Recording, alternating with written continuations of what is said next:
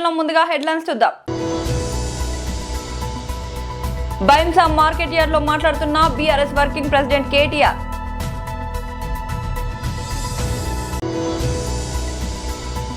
దేశానికి పెద్దన్నగా నరేంద్ర మోడీ సహకరిస్తే అన్ని రాష్ట్రాలు అభివృద్ధి చెందుతాయి రేవంత్ రెడ్డి.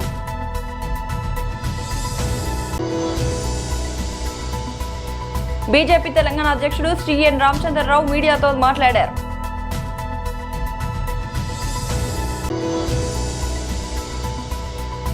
మాజీ మంత్రి విడుదల రజనీ ప్రెస్ మీట్.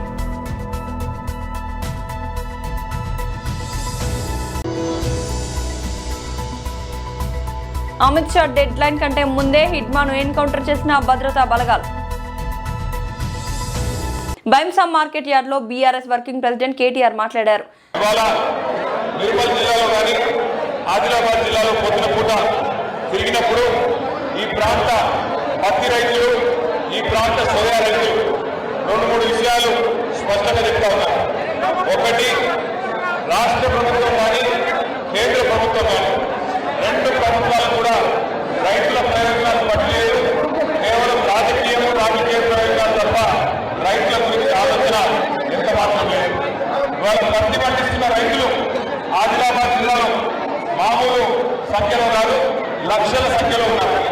మొత్తం తెలంగాణలో 50 లక్షల ఎకరాల్లో పత్తి సాగు చేస్తున్నారు. దాదాపు 20 లక్షల మంది రైతులు పత్తి సాగులో ఉన్నారు. వాళ్ళందరికీ అలా వచ్చిన సమస్య ఏంటి అంటే ఒకటి, ఒకవైపు అధిక వర్షపాతం. ఈ సంవత్సరం వర్షాలు బాగుపడ్డాయి, అధిక వర్షపాతం వచ్చింది. అట్లాగే పత్తి పండేది నల్లరేగడి నెలలు కాబట్టి సహజంగానే నీళ్లు ఎక్కువ గుంజుతుంది. దాంతో పాటు చలికాలంలో సహజంగానే పత్తిలో తేమ శాతం ఉంటుంది. కానీ ఇలా ప్రభుత్వం, ముఖ్యంగా కేంద్ర ప్రభుత్వం ఒక పనికిమాలిన నిబంధన పెట్టి ఏమని, పత్తిలో 8% కంటే ఎక్కువ తేమ ఉంటే కొనము అని చెప్పి కాటన్ కార్పొరేషన్ ఆఫ్ ఇండియా ఇలా కొనుగోలు ఆపేసిన పరిస్థితి. ప్రతి సంవత్సరం ఈ టైంకి నవంబర్ 18 నాటికి ఆదిలాబాద్ జిల్లాలో 5 లక్షల క్వింటాల పత్తి కొంటుండే. కానీ ఈ సంవత్సరం 1,00,000 క్వింటాలు కూడా దాటలేదు. అందుకే పొద్దున ఆదిలాబాద్ లో బోధ్ నియోజకవర్గంలో సోయా కొనుగోలు కేంద్రం, పత్తి కొనుగోలు కేంద్రం అక్కడ పోయిన తర్వాత ఇక్కడ బయటకు వచ్చినాం. ఇక్కడ కూడా భూమిరెడ్డి అనే రైతు ఇప్పుడే మాకు సోయా ఇక్కడ మార్కెట్ వచ్చిండు. ఆ రైతులను కూడా కలిసిండు. ఆయన చెప్తున్న మాట ఒకటే, అన్న 7 క్వింటాలు మాత్రమే కొంటున్నారు. కేసీఆర్ గారి ప్రభుత్వం ఉన్నప్పుడు 12-13 క్వింటాలు కొంటుండే. ఇవాళ ఇక్కడ సోయా అయితే రంగు మారిందని చెప్పి, వర్షం ఎక్కువ పడ్డదని చెప్పి సోయా ఉన్నప్పుడు రైతులకి బాధ లేకుండా అని చెప్పి భూమిరెడ్డి రైతు చెప్తున్నాడు. అట్లాగే ఆ తమ్ముడు చెప్తున్నాడు భూమిరెడ్డి, అన్న కేసీఆర్ ఉన్నప్పుడు రైతు బంధు వచ్చింది, కేసీఆర్ ఉన్నప్పుడు మాకు రుణమాఫీ అయింది, కేసీఆర్ ఉన్నప్పుడు టైంకు యూరియా బస్తాలు దొరికినాయి. కానీ ఇక్కడ ఈ కాంగ్రెస్ ప్రభుత్వం వచ్చినాక ఇవాళ ఏది చక్కగా లేదు. టైంకు యూరియా దొరకలేదు, రైతు బంధు పడతలేదు, రుణమాఫీ అన్నారు, రుణమాఫీ చేస్తలేదు, ఆదాయం చేసిందని చెప్పి వాళ్ళు చెప్తా ఉన్నారు. అట్లాగే పత్తి పండించే పత్తి రైతులను చెప్తున్నారు, మాయిశ్చర్ శాతం అంటే తేమ శాతం 8% కంటే ఎక్కువ ఉంటుందని చెప్పి మాకు రేట్ల కట్టింగ్ పెడుతున్నారు. మార్కెట్ల మద్దతు ధరనేమో 8,110 రూపాయలు ఉంటే మాకు 6,000 రూపాయలకి అమ్ముకునే దుస్థితి వచ్చింది. ఒక్కొక్క క్వింటల్ మీద 2,000 రూపాయలు నష్టం వస్తుంది. గట్టిగా కొట్లాడని చెప్పి మాకు పత్తి రైతులు చెప్తా ఉన్నారు. అందుకే మేము ఈ బైంసా వేదికగా ముదోల్ నియోజకవర్గ రైతుల తరఫున, నిర్మల్ జిల్లా పత్తి రైతుల తరఫున, నిర్మల్ జిల్లాలో సోయా పండిస్తున్న రైతుల తరఫున ఈ మార్కెట్ వేదికగా ప్రభుత్వానికి చేసే డిమాండ్ ఒకటే. దేశానికి పెద్దన్నగా ఉన్న ప్రధానమంత్రి నరేంద్ర మోడీ సహకరిస్తే అన్ని రాష్ట్రాలు అభివృద్ధి చెందుతాయని తెలంగాణ ముఖ్యమంత్రి రేవంత్ రెడ్డి అన్నారు. హైదరాబాద్లోని హోటల్ ఐటీసీ కోహినూర్లో నైరుతి రాష్ట్రాల పట్టణాభివృద్ధి మంత్రుల ప్రాంతీయ సమావేశంలో ముఖ్యమంత్రి మాట్లాడుతూ తెలంగాణ ప్రభుత్వం ప్రతిపాదించిన ప్రాజెక్టులకు కేంద్ర ప్రభుత్వం త్వరగా అనుమతులు మంజూరు చేయాలని కోరారు. Urban development ministers regional meeting హైదరాబాద్లో జరుగుతున్న సందర్భంగా కేంద్ర పట్టణాభివృద్ధి శాఖ మంత్రివర్యులు మనోహర్ లాల్ ఖట్టర్ గారు ముఖ్య అతిథిగా పాల్గొని, అదేవిధంగా Andhra Pradesh municipal and administration minister Narayana గారు, ఇతర రాష్ట్రాలకు సంబంధించిన ప్రతినిధులు, కేంద్ర ప్రభుత్వ, రాష్ట్ర ప్రభుత్వ ఉన్నతాధికారులు, వివిధ శాఖలకు సంబంధించిన అధికారులందరూ ఈ సమావేశంలో పాల్గొని పట్టణాభివృద్ధిని ఏ విధంగా ముందుకు తీసుకెళ్ళాలి, రాష్ట్ర కేంద్ర ప్రభుత్వాలు ఏ విధంగా సహకరించుకోవాలి, తద్వారా భారతదేశం యొక్క ముఖ చిత్రాన్ని మార్చడానికి చేస్తున్న ప్రయత్నంలో భాగంగా పట్టణాభివృద్ధి శాఖ మంత్రివర్యులు తెలంగాణ రాష్ట్రం హైదరాబాద్ నగరంలో ఈ కార్యక్రమాన్ని ఏర్పాటు చేయడాన్ని మనస్ఫూర్తిగా మనోహర్ లాల్ ఖట్టర్ గారిని నేను అభినందిస్తున్నా. వారికి తెలంగాణకు స్వాగతం పలుకుతున్నా. భారతదేశం వేగంగా అభివృద్ధి చెందుతున్న దేశం. ప్రధానమంత్రి నరేంద్ర మోడీ గారు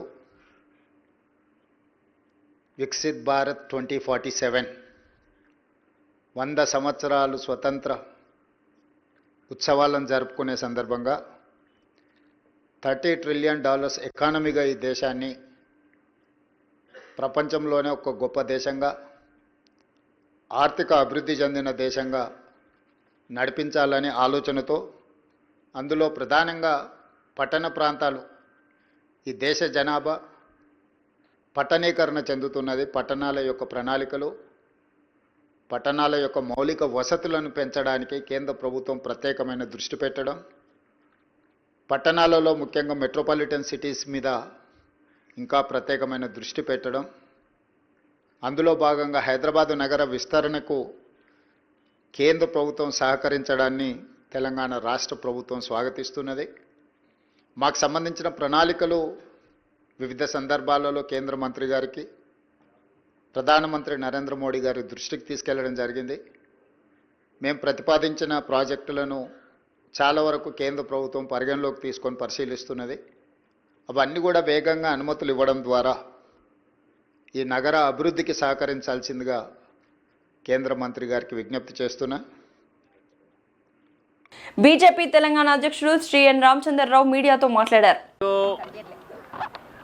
తెలంగాణ ప్రభుత్వము నిన్న తీసుకున్నటువంటి నిర్ణయము సర్పంచ్ ఎలక్షన్స్ పెట్టాలి, గ్రామ పంచాయతీ పెట్టాలి అనేది ఉందో అది రాజ్యాంగబద్ధమైనటువంటి ఒక అవసరం. అది కాన్స్టిట్యూషనల్ మ్యాండేట్ 73, 74 ఒక సవరణ ప్రకారం ఏదైతే లోకల్ బాడీ ఎలక్షన్స్ పెడితేనే వాళ్ళకు రావాల్సిన ప్లానింగ్ కమిషన్ సంబంధించినటువంటి, ఫైనాన్స్ కమిషన్ సంబంధించినటువంటి 15th ఫైనాన్స్ కమిషన్ వాళ్లకు ఇవ్వాల్సినటువంటి బకాయిలు ఇవ్వదు.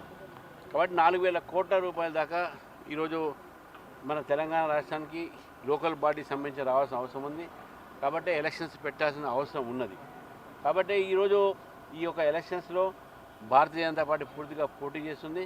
కాంగ్రెస్ పార్టీ ఏదో మీరు 42% మా పార్టీ నుంచే ఇస్తున్నారంటే వాళ్ళకన్నా ముందు మేమే చెప్పినాం, మీరు 42% మీరు చేయకపోతే మేము మా పార్టీ నుంచి ఇస్తాం కూడా చెప్పాము ఆ రోజే.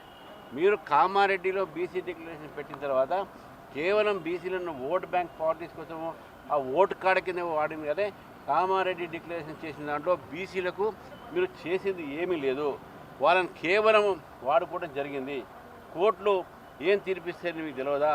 కోర్టులో కానీ దానికి కావాల్సినటువంటి ఒక ఏదైతే మనకు మీరు లీగల్ సేఫ్ గార్డ్ తీసుకోవాలో మీరు తీసుకోలేదు, ఆ జాగ్రత్తలు మీరు తీసుకోలేదు. మీ యొక్క వైఫల్యాన్ని వేరే పార్టీల మీద, మా పార్టీ మీద తోసే ప్రయత్నం చేస్తున్నారు. అది మీ పొరపాటు. కనీసం ఇప్పటికైనా మీరు ఈ యొక్క సర్పంచ్ ఎలక్షన్ పెడుతున్నారు. డెఫినెట్గా భారతీయ జనతా పార్టీ కూడా మా కార్యకర్తలు, మా నేతలు ఎవరైతే పోటీ చేస్తారో దాంట్లో కూడా మేము చూస్తాం. రిజర్వేషన్స్ మేము కూడా మా పార్టీలో బీసీలకు పెద్దపీట వేస్తానని కూడా చెప్తా ఉన్నాం. అగ్రనేత మావోయిస్ట్ అగ్రనేత ఇజ్మా సహా చాలా మంది నక్సల్స్ ఎన్కౌంటర్ చేశారు, పట్టుబడ్డారు కొద్దిమంది విజయవాడలో. ఎట్లా చూస్తారు, ఏం చెప్తారు? మీరు మార్చి 31 టార్గెట్ పెట్టుకున్నారు కేంద్ర ప్రభుత్వం. కేంద్ర ప్రభుత్వము తీసుకున్నటువంటి కగార్ ఆపరేషన్ కగార్ వేస్తుందో అది ఒక మావోయిస్టుల ఒక అంతం చేయడం. అంటే లెఫ్ట్ వింగ్ ఎక్స్ట్రీమిజం ఈ దేశంలో వెళ్ళిపోవాలి. ఉగ్రవాదం ఏ స్వరూపంలో కానీ అది టెర్రరిస్ట్గా బయట నుంచి పాకిస్తాన్ నుంచి వస్తున్నటువంటి ఒక ఉగ్రవాదం కానివ్వండి, మన దేశంలో ఉన్న దేశద్రోహులు కానివ్వండి, ఉగ్రవాద దేశాలు లేకుంటే చేతులు తుపాకులు బట్టి పోలీసు వాళ్ళని చంపడము, పేదవాళ్ళ పేరు మీద చెప్పి వాళ్ళని చెప్పి పోలీసు ఇన్ఫార్మర్ని వాళ్ళని చంపడము, ఇవన్నీ కూడా ఏదైతే గత అనేక సంవత్సరాలుగా అనేక మంది బీజేపీ ఏబీవీపీ కార్యకర్తలను ఆర్ఎస్ఎస్ కార్యకర్తల్ని వాళ్ళు పొట్టను పెట్టుకున్నటువంటి ఒక లెఫ్ట్ వింగ్ ఎక్స్ట్రీమిజం ఇప్పటికైనా ప్రభుత్వం సమయం ఇచ్చింది, సరెండర్ అయినా కాండే, లేకుంటే ఆపరేషన్ ఖగార్లో మీ ఏదైతే ఇప్పుడు జరుగుతుందో దాని పరిణామాలు మీకు ఎదుర్కోవాల్సి వస్తుంది.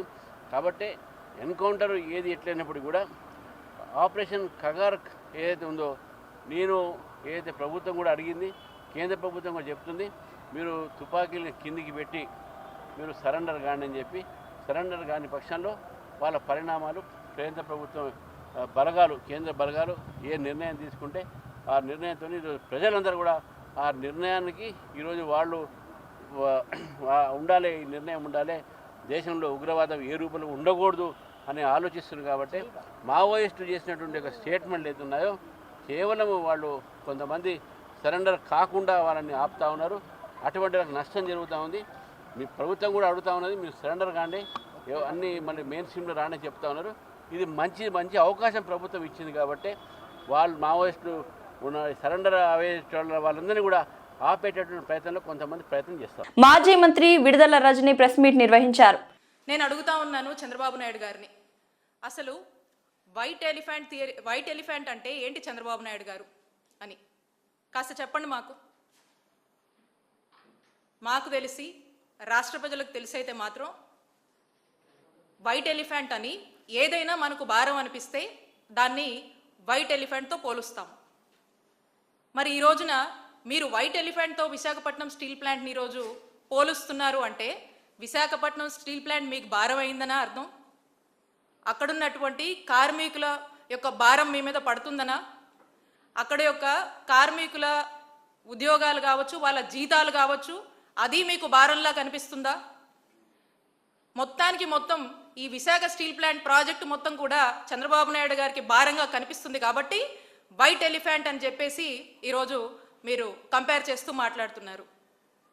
నేను అడుగుతా ఉన్నాను, ఈ భారాన్నే మీరు వైట్ ఎలిఫెంట్ థియరీ అని అంటున్నారా చంద్రబాబు నాయుడు గారు? మాకు అర్థమైంది అయితే ఇది. ఇంకేదన్నా ఉంటే మీరు చెప్పండి. ఎంతోమంది చెప్తూనే ఉంటారు, మనం కూడా చూస్తూనే ఉన్నాము.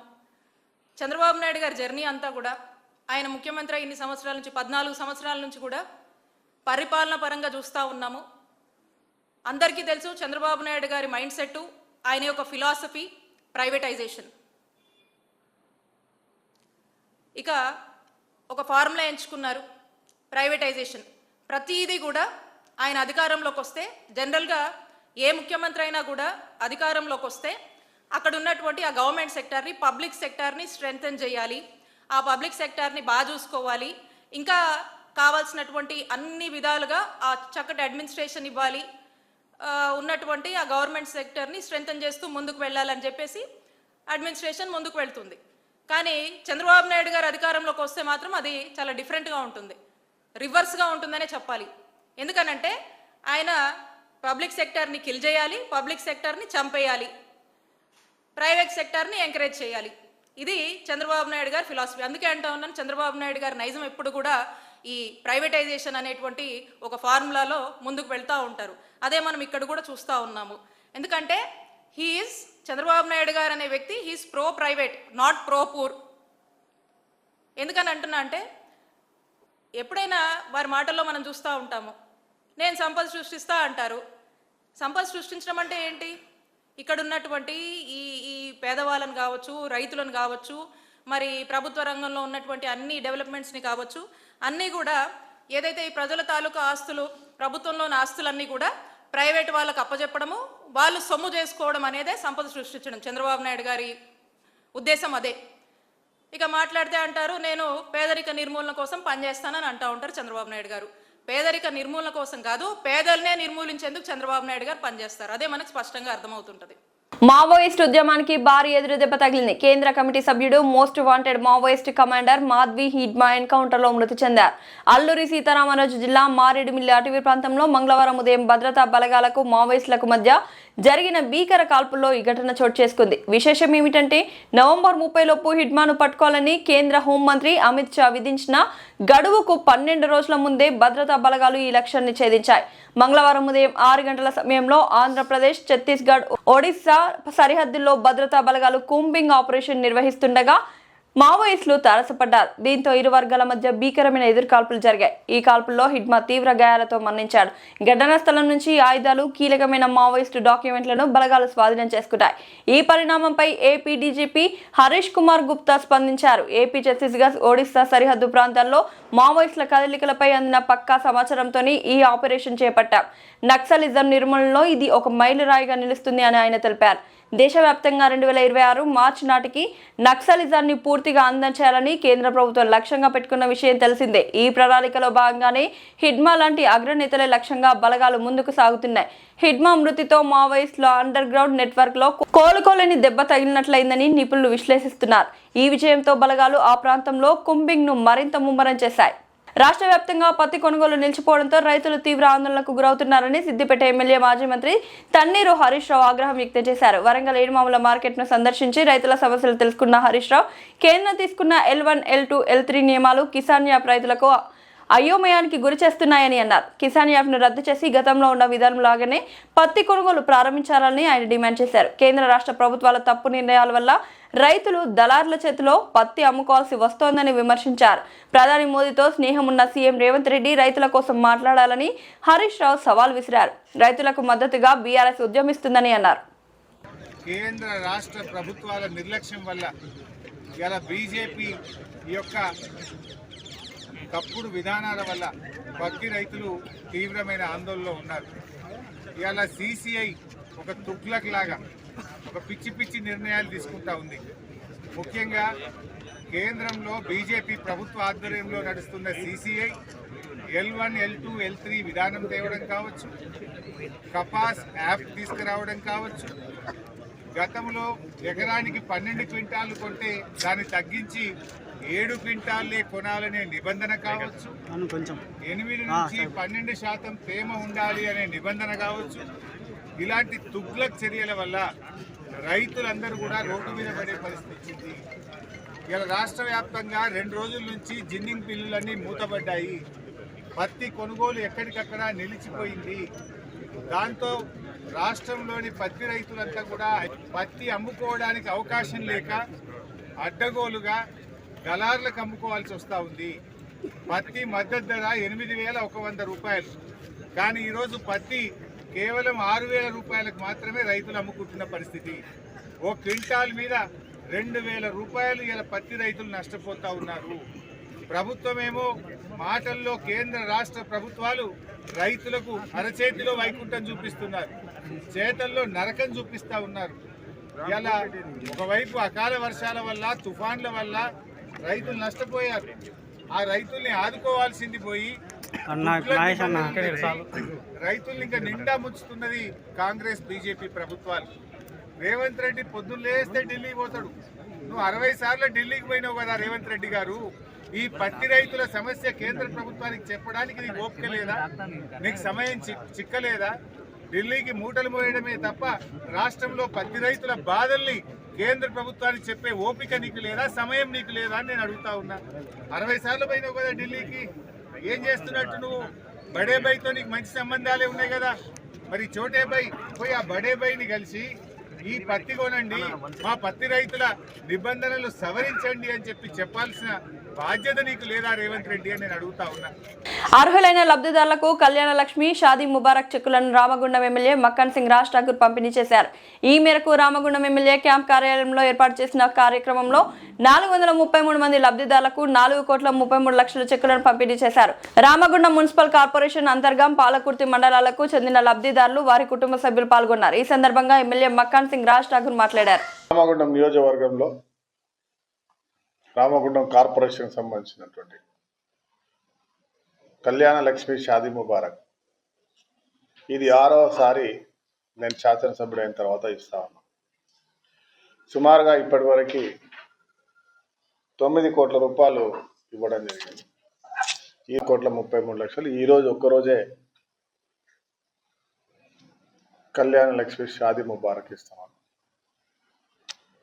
చిత్తశుద్ధితో ప్రతి ఒక్కరికి ప్రభుత్వం ద్వారా రాష్ట్ర ముఖ్యమంత్రి రేవంత్ రెడ్డి గారు ఎప్పటికప్పుడు సమీక్ష జరుపుతూ ప్రతి ప్రాంతాల్లో కూడా ఆలస్యం చేయకుండా ఈ కార్యాచరణని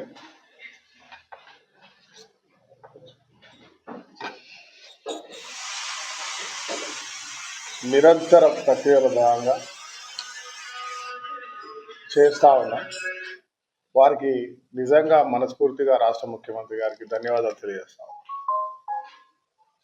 మీ అందరికీ మనందరికీ తెలిసిన అంశం, గత ప్రభుత్వం చేసినటువంటి తప్పిదాలు, లక్షల కోట్ల అప్పులు చేసిన ధరమిల ఈరోజు ప్రభుత్వ సంక్షేమాలు ఏ ఒక్కటి కూడా ఇచ్చిన మాట ప్రకారం ప్రతి ప్రభుత్వ సంక్షేమాన్ని అర్హత ఉన్న ప్రతి ఒక్కరికి అందిస్తూ ఈ రాష్ట్రాన్ని అగ్రగామిగా నంబర్ 1 రాష్ట్రంగా చేసే దిశగా ముందుకు పోతున్న తరుణం మీరు అందరు గమనిస్తూ ఉన్నారు. రామగుండం అభివృద్ధి, రాష్ట్ర అభివృద్ధి, రైతు సంక్షేమం, రైతు పండించిన పంటను కొనడం, ప్రతి గింజను ఇవాళ అత్యధిక వచ్చినటువంటి పంట. బులెటిన్ ముగించే ముందు హెడ్లైన్స్ మరొక. బైంసా మార్కెట్ యార్డ్ లో మాట్లాడుతున్న BRS working president KTR.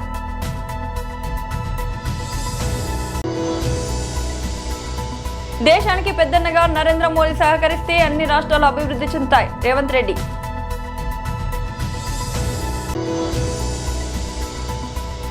BJP Telangana అధ్యక్షుడు శ్రీ ఎన్ రామచంద్రరావు మీడియాతో మాట్లాడారు.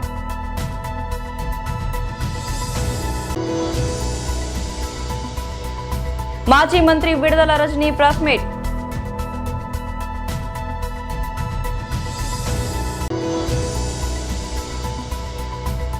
అమిత్ షా డెడ్ లైన్ కంటే ముందే హిడ్మాను ఎన్కౌంటర్ చేసిన భద్రతా బలగాలు.